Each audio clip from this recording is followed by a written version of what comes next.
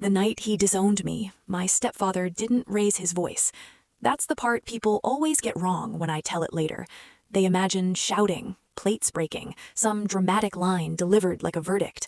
None of that happened.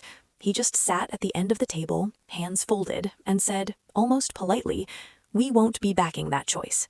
Not you, not your life, just that choice, like I'd picked the wrong entree. I nodded. I remember nodding because it felt like the correct response to someone who had already decided the conversation was over. My mother stared at the pattern in the tablecloth like it might rearrange itself into something useful. No one asked a question. No one said my name.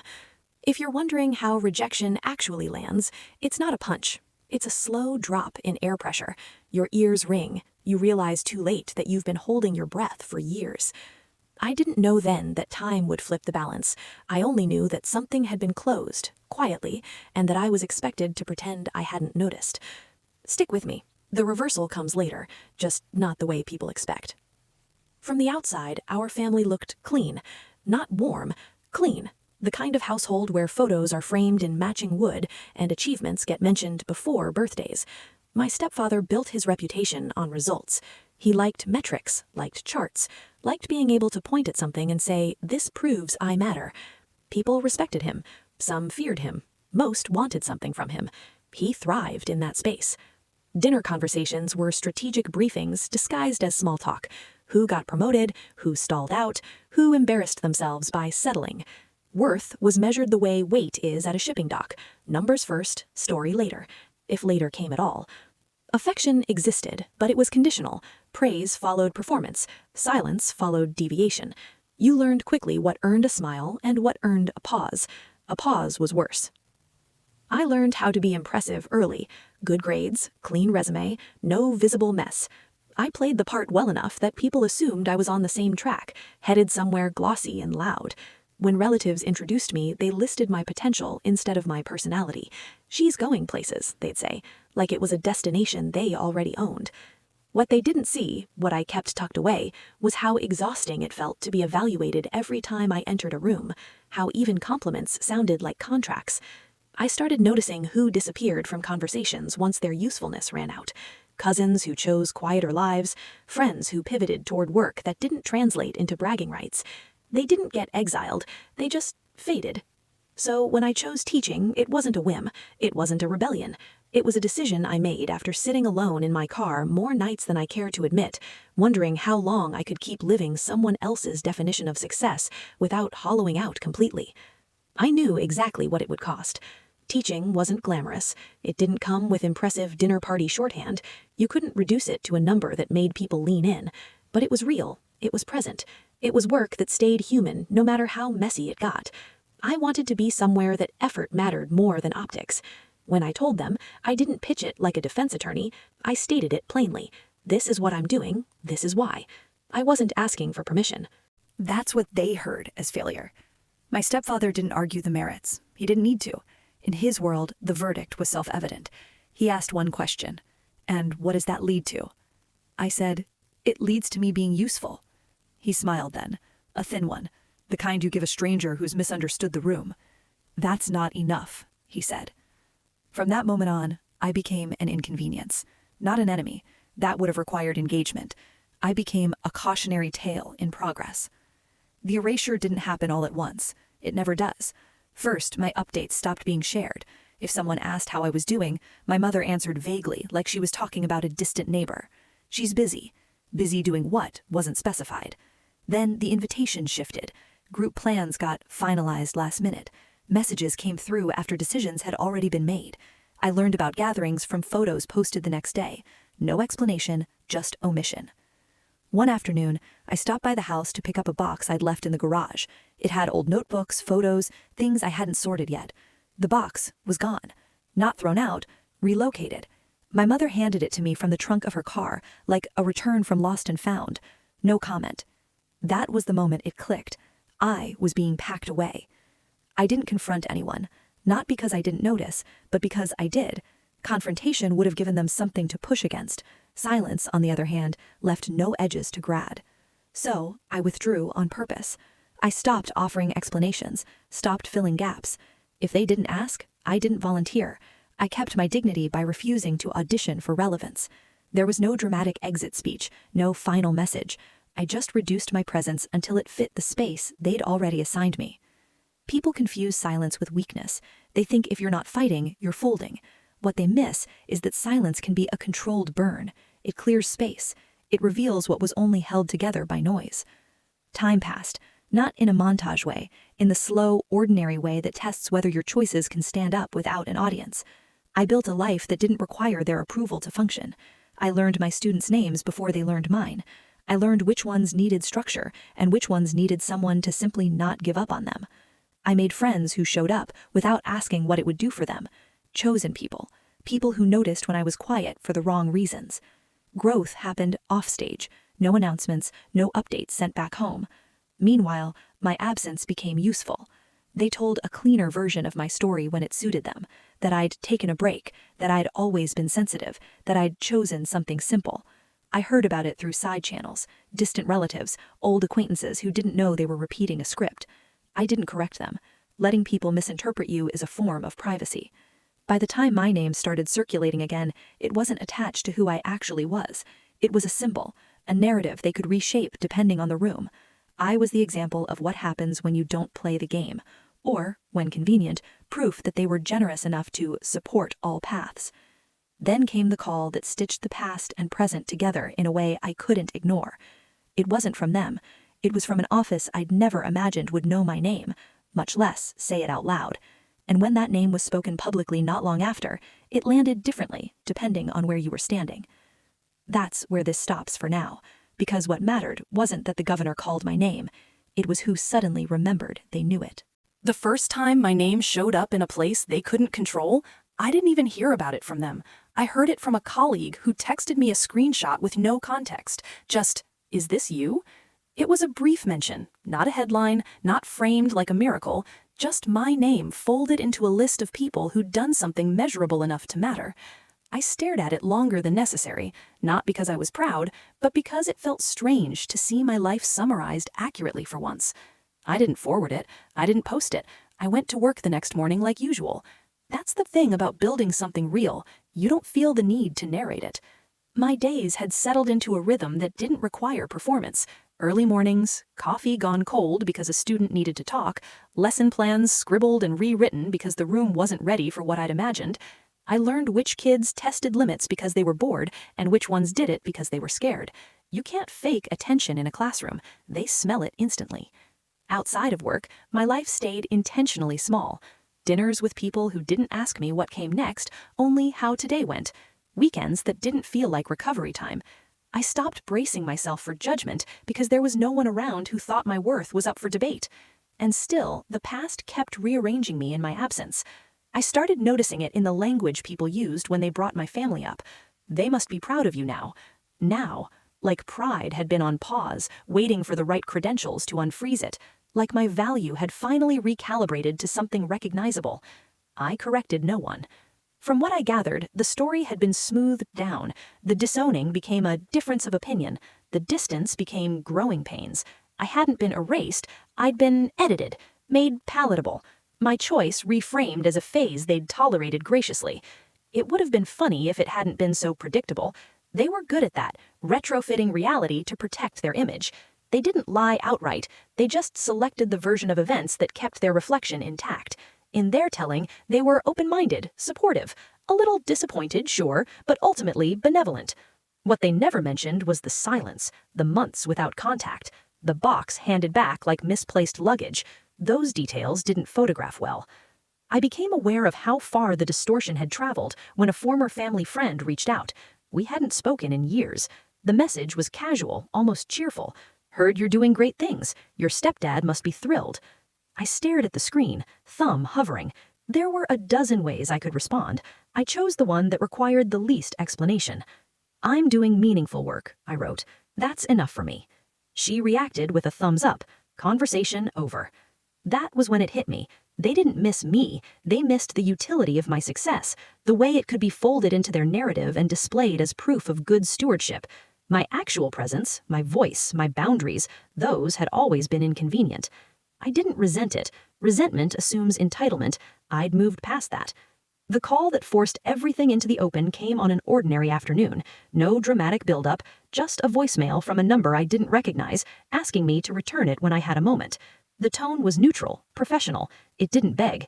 When I called back, the person on the line didn't mention my family at all. They talked about impact, about consistency, about work that stayed steady even when no one was watching. They said my name clearly, without qualifiers. No one had done that in a long time. There was an invitation involved, not a ceremony, not a spotlight, just a public acknowledgement tied to policy and outcomes, the kind of thing that made sense only if you'd been paying attention to the substance instead of the shine. I said yes because it aligned with the work, not because it felt like a win. News travels faster in certain circles when there's something to gain. I didn't announce anything, but somehow word reached the people who'd once decided I wasn't worth backing. My phone lit up with numbers I hadn't saved anymore. Messages that opened like nothing had ever happened. Heard some exciting news. So proud of you. We should catch up. They spoke in exclamation points now, as if volume could replace memory. My stepfather didn't text. He never did when he wasn't sure of his footing. Instead, my mother called. Her voice was careful, practiced. She asked how I was, not because she didn't know, but because it was the polite way back in. "We heard about the recognition," she said. "We. It must feel good." "It feels aligned," I said. That wasn't a jab. It was the truth. There was a pause. Then, "Your stepfather mentioned maybe we could all get together soon. It's been a while." There it was, the transaction. My visibility had restored my usefulness. I didn't say yes. I didn't say no. I said I'd think about it. After we hung up, I sat with the discomfort longer than I expected. Not because I missed them, but because the pattern was so clear, it almost felt clinical. They hadn't changed. They'd just recalibrated the value. In the days that followed, the interest intensified. Invitations extended through intermediaries. Comments made publicly that suggested closeness without evidence. They started positioning themselves near my story again, like gravity had returned. What they didn't do was acknowledge the gap. No one apologized. No one asked how the distance had landed. Accountability would have required seeing me as a person instead of an asset. The collision point came sooner than I anticipated. It was a public forum tied to the initiative I'd been working on. Not flashy, purpose-driven. The room was filled with people who cared about outcomes, not optics. I was there to speak briefly, nothing more. I spotted them before they saw me. They were standing together, angled toward the front like they belonged there. My stepfather looked older than I remembered, though his posture hadn't softened. He scanned the room the way he always had, assessing, ranking. My mother clutched her bag with both hands, eyes darting. When my name was introduced, there was a ripple, not applause-heavy, attentive, respectful. I walked up without scanning the crowd. I didn't need to. I spoke plainly, about work, about systems that fail quietly, about people who show up anyway. I didn't reference my past. I didn't perform resilience. I presented facts. When I finished, I stepped down. That was it. They approached me afterward like nothing had been broken. My stepfather smiled wide and public. "We should have known you'd land on your feet," he said, loud enough for others to hear. "You always had potential." There it was, the rewrite, delivered in real time. I looked at him, not with anger, but with clarity. "I didn't land," I said. "I built." The words weren't sharp. They didn't need to be. People around us went quiet. Not because of drama, but because the contrast was obvious. One of the organizers glanced between us, then back to me, waiting. I nodded politely. "It was good to see you," I said, and turned back to the conversation that had already moved on without them. That's when I understood something important.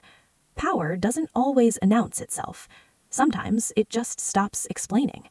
And once you stop explaining, the past loses its leverage. They lingered for a few more minutes, then drifted toward the exit, their presence suddenly weightless. No scene, no reckoning, just displacement. Later that night, as I walked home, I didn't feel victorious. I felt settled, which, it turns out, is much harder for some people to forgive. After that night, the world didn't change in any dramatic way. No headlines followed me home, no sudden apologies arrived in my inbox. What changed was quieter and more permanent. The illusion of access evaporated. They no longer knew how to reach me, not physically, but narratively. I'd stepped out of the version of me they'd been rehearsing for years, and they didn't have a replacement ready. For a while, there was a strange limbo. Polite messages still came through, spaced farther apart, each one testing whether the door was actually closed or just temporarily stuck.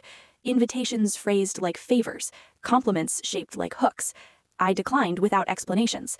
Not in a dramatic way, just a clean no wrapped in normalcy. No emotional charge, no follow-up.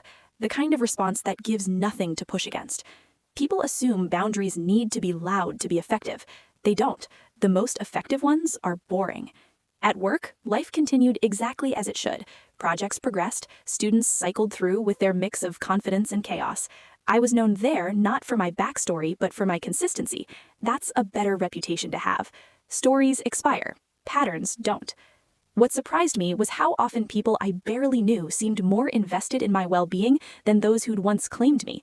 A woman I collaborated with regularly started bringing an extra coffee without asking. A neighbor noticed when my porch light went out and fixed it before I got home. No one made speeches about loyalty. They just acted like I mattered. That's when it fully settled in. Belonging isn't something you inherit, it's something you practice. Meanwhile, the distortion of my story kept circulating, but it was losing clarity. Without my participation, it couldn't adapt. It became vague, contradictory. I was simultaneously the family success story and the cautionary one, depending on the room. People sensed the inconsistency, even if they couldn't name it. My stepfather tried once more, indirectly. A mutual contact mentioned casually that he'd been instrumental in my values, that he'd always encouraged independence. I laughed out loud when I heard that, not out of bitterness, but disbelief. It was impressive, honestly, the ability to claim authorship over something you actively opposed. I didn't correct the record. I didn't need to. The people who mattered already knew. The ones who didn't weren't going to be convinced by footnotes. There was another public moment a few months later, smaller but sharper, a policy discussion where outcomes were debated openly. I was asked to contribute, not as a symbol, as a practitioner. My stepfather attended that one too. This time, he didn't approach me. He watched from a distance, jaw tight, as I spoke with people who didn't defer to him, people who asked me questions and waited for my answers, people who didn't look to him for validation. I saw something flicker across his face then. Not pride, recognition, the uncomfortable kind that arrives too late to be useful. Afterward, a man I'd just met shook my hand and said, "You're grounded. That's rare." It was the most accurate compliment I'd ever received.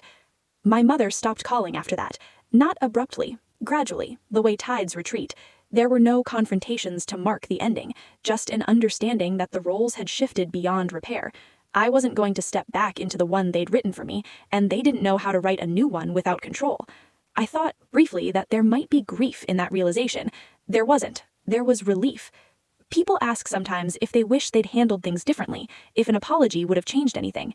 The honest answer is no, not because forgiveness is impossible, but because timing matters. Accountability delayed until it's convenient isn't accountability, it's maintenance. What they wanted wasn't reconciliation, it was access. Access to my legitimacy, access to my calm, access to the version of me that could stand next to them and improve the optics. They didn't ask how the silence had felt, they asked what it had produced. That told me everything. I started noticing how often people confuse proximity with ownership.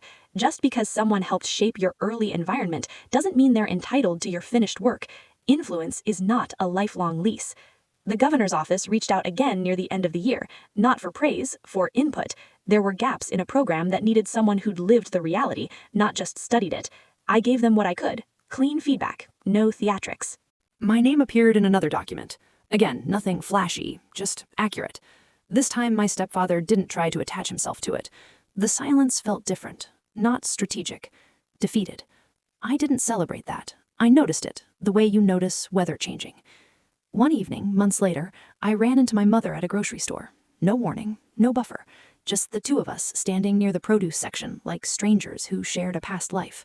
She looked smaller, not physically, energetically, like someone who'd spent too long folding herself around someone else's expectations. "You look well," she said. "I am," I replied. She nodded, like she'd expected that answer and didn't know where to put it. There was a question hovering between us, an apology she didn't know how to phrase without dismantling everything she'd stood by. She didn't ask it. We said goodbye politely, no promises, no plans. Walking away, I felt something settle fully into place. Not closure, understanding. People don't always choose harm because they're cruel. Sometimes they choose it because it's easier than changing the structure they benefit from. Conditional systems reward compliance, not honesty. When someone steps out of them, the system reacts, not emotionally, but mechanically. I wasn't punished because I failed. I was punished because I opted out. And when opting out produced something stable, something respected, the system couldn't absorb that without contradiction, so it tried to reclaim me. When that failed, it distanced itself. That's not tragedy, that's design. By the time the final acknowledgement came, the one tied directly to the governor's name, I understood that it wasn't a redemption arc. It wasn't proof that I'd been right all along. It was simply evidence that quiet, value-driven work accumulates whether or not your origin story approves. When my name was read aloud in that room, I didn't scan the audience. I already knew who wasn't there. And for the first time, that absence felt intentional, not imposed, chosen.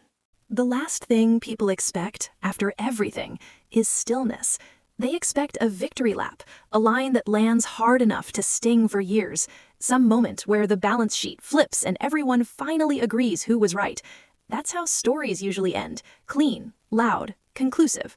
Real life doesn't do that. When the governor spoke my name, it wasn't dramatic. No pause for effect, no swelling music. Just a steady voice, reading a list of people trusted enough to influence something larger than themselves. I stood, acknowledged it, and sat back down. That was it. What mattered wasn't the room, it was the internal shift that followed. For years, some part of me had been braced, like a muscle held tight without realizing it, waiting for the past to lunge back in, to demand explanation, apology, reconciliation. That day, the muscle relaxed. Not because I'd won, but because the threat was gone. They had no leverage left. In the weeks that followed, I noticed how differently I moved through the world. Lighter, but not euphoric. Grounded.